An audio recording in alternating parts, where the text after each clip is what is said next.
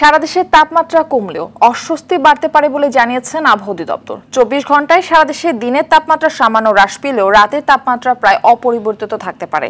তাপপ্রবাহ কমতে পারে রাজশাহী, পাবনা, বাগেরহাট, যশোরে, চুয়াডাঙ্গায় ও কুষ্টিয়া জেলার উপর দিয়ে তীব্র তাপপ্রবাহ এবং ঢাকা, রংপুর, বরিশাল বিভাগ, রাজশাহী ও খুলনা বিভাগের কিছু জায়গায় মৃদু থেকে মাঝারি ধরনের তাপপ্রবাহ বয়ে যেতে পারে।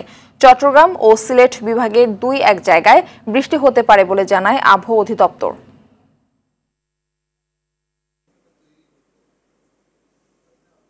এই এপ্রিল মাস ধরে কম বেশি তাপ প্রবাহটা থাকবে, তবে যখন বৃষ্টিপাত হবে এটা সহনীয় অবস্থায় আসবে। আগামী 24 ঘন্টা দেশে উত্তর এবং উত্তর পূর্বাঞ্চলে বৃষ্টিপাতের সম্ভাবনা আছে, ঢাকা বিভাগ সহ।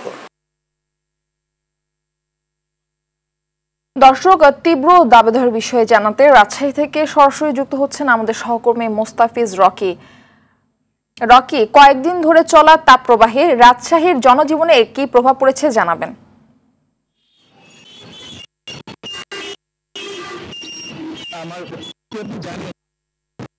ফলে সাধারণ মানুষের জনজীবন একেবারে অতিষ্ঠ হয়ে পড়েছে। আমরা কিন্তু বেশ কয়েকদিন ধরে কিন্তু লক্ষ্য করছি রাজশাহীতে প্রায় প্রতিদিনই 38 থেকে 39 ডিগ্রির যে তাপমাত্রা সেটি কিন্তু বিরাজ করছিল, কিন্তু গতকাল হঠাৎ করে আমরা কিন্তু দেখেছি 40.4 ডিগ্রি সেলসিয়াস কিন্তু তাপমাত্রা গতকাল কিন্তু আবহাওয়া অধিদপ্তরের অফিসে কিন্তু রেকর্ড করা হয়েছে। এবং আজকে কিন্তু ঠিক আমি 12:15টার দিকে রাজশাহী আবহাওয়া অধিদপ্তরের সাথে কথা বলছি, তারা যেটি আমাকে জানিয়েছেন যে রাজশাহীতে আজকে তাপমাত্রা রেকর্ড করা হয়েছে দুপুর 12:15টার দিকে 37.4 ডিগ্রি সেলসিয়াস এবং বাতাসের আর্দ্রতা যেখানে বলা হচ্ছে যে 24% রয়েছে। অর্থাৎ জলীয় বাষ্প কিন্তু নিচে নেমে যাওয়ার কারণে তেমন ভাবে আসলে মানুষের শরীরে ঘাম ঝরবে না, তবে কিন্তু যে গরমের যে অনুভূতি সেটি কিন্তু অনেকটা আসলে বিরাজ করবে। আর আপনি জানেন যে এরই মধ্যে কিন্তু রাজশাহীতে তেমন ভাবে আসলে বৃষ্টিপাত নাই বা কালবৈশাখী ঝড় নাই, ফলে কিন্তু একেবারে মানুষ থেকে যে প্রাণীকুল প্রত্যেকে কিন্তু আসলে অতিষ্ঠ হয়ে পড়েছে। কারণ সকালের পর থেকে আসলে যখন সূর্য উঠছে তখনই কিন্তু সূর্যের যে চোখ রাঙানি সেটিতে কিন্তু সাধারণ মানুষ আসলে তেমন ভাবে কোনো প্রয়োজন ছাড়া ঘর থেকে বেরোচ্ছে না, এবং যারা আসলে কাজের প্রয়োজনে বা তাগিদে বেরোচ্ছে তারা কিন্তু খুব তাড়াতাড়ি আবার বাড়িতে কিন্তু ঢুকে যাচ্ছে।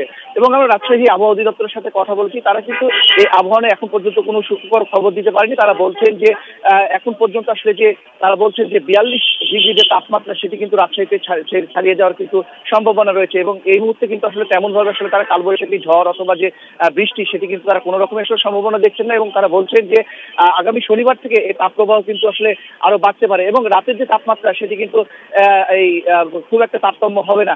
এবং আরেকটি বিষয় জানিয়ে রাখি যে এই যে তীব্র তাপদাহর ফলে কিন্তু আমরা দেখতে পাচ্ছি রাজশাহী মেডিকেল কলেজ হাসপাতালে কিন্তু ক্রমান্বয়ে রোগীর সংখ্যা বাড়ছে।